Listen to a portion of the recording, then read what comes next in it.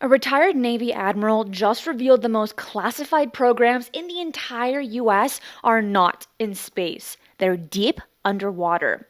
Rear Admiral Tim Gallaudet spent 3 decades commanding the Navy's most secretive oceanographic operations. And what he's revealing about metallic spheres stalking our nuclear submarines and the agencies desperately trying to hide it is sending shockwaves through Washington. As always, you can find the sources in my detailed articles at ufonews.co, along with in the description box below. Hey, ufologers, I'm Cristina Gomez, and welcome to this episode of UFO News Updates.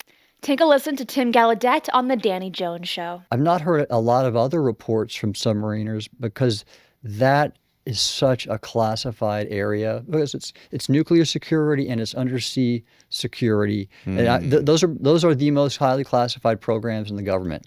Think about it. Not space programs, not nuclear weapons.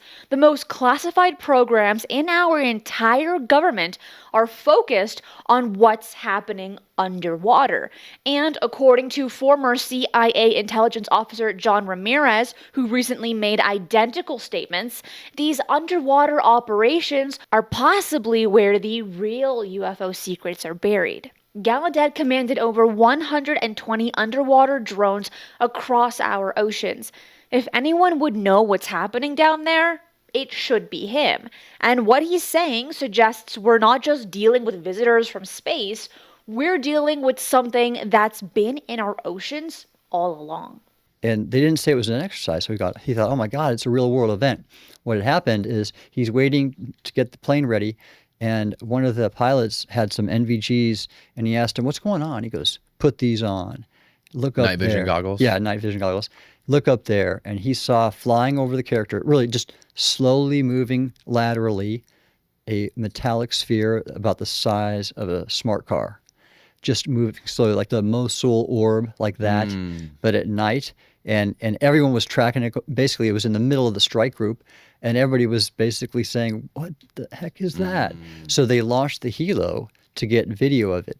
And his crew chief has taken video of this thing, and it's just moving slowly. There's no signs of propulsion or flight control surfaces, it's just a sphere. And then after a time, it did what all these UFOs do. It just accelerated instantaneously and went over the horizon. And we need to keep in mind that less than 80% of our oceans have been scanned, explored, and understood, making it a great place to hide. And let's be real, the ocean is monster soup. But what Tim Gallaudet is referring to wasn't a craft with wings or a propulsion system. This was a metallic sphere, completely smooth, no visible technology, behaving more like a living entity than a machine. And the Yale graduate student who witnessed this was Navy aircrew on the USS Dwight D. Eisenhower using military-grade infrared equipment. And this thing was just casually floating over one of America's most powerful warships, then disappeared faster than anything in our arsenal can move.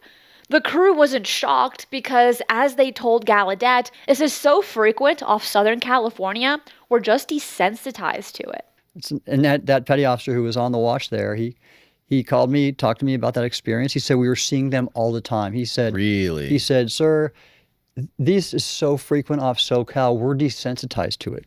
What? Yes, seriously. Senior Chief Petty Officer Alex Wiggins confirmed what many suspected.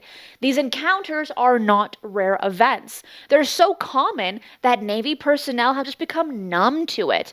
Ships are encountering these objects regularly off the California coast, and there's apparently an entire classified filing system for the footage. They called their secret video collection Ranger Fowlers, Navy's slang for anything that's not right, like a fouled anchor. Except these fouled encounters were happening so frequently, they needed dedicated digital folders to store all the infrared footage. A lot of these events have happened around nuclear-powered aircraft carriers, right? Theodore Roosevelt, Nimitz. Yeah. So that's a lot of activity there. And And I have had one report from an officer who was on a boomer, some ballistic missile submarine in the North Atlantic, who observed a contact. I've shared this before, but really quickly, it had the characteristics of basically a Russian torpedo in terms of closing fast and at a high rate of speed and coming at the submarine. Right. And so and in an area they wouldn't have expected it. So they did all the procedures to avoid it. They turned around, they dove deep to nearly crush depth. And when the object got close to them, it stopped.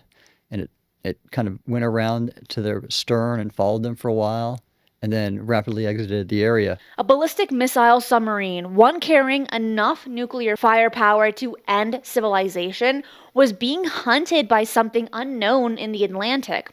The object approached with the speed and signature of an enemy torpedo, forcing the crew to dive to near crush depths, preparing for impact. But instead of attacking, it circled them, like it was studying them. Whatever these things are, they're specifically interested in our most powerful nuclear systems. Gallaudet is working with deep sea explorer Victor Vescovo on the classified expedition to investigate underwater structures that shouldn't exist.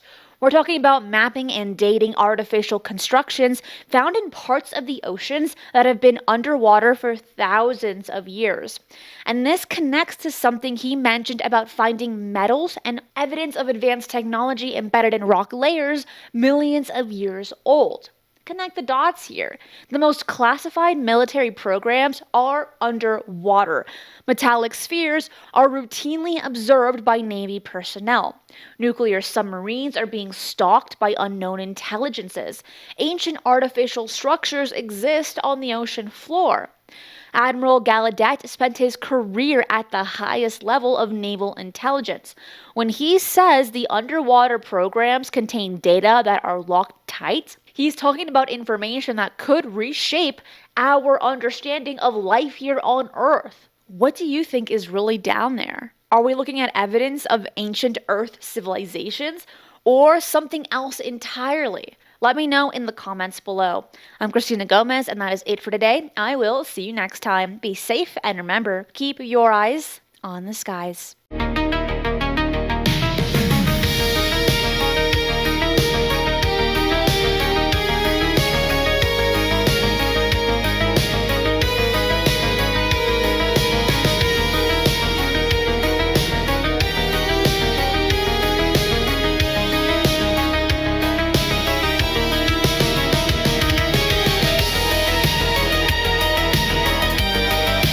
If you enjoyed today's show, hit that like button. And if you're not subscribed, what are you waiting for? Hit the notification bell as I do daily UFO news and updates. Fresh UAP stories, government disclosures, and breaking developments land here every single day.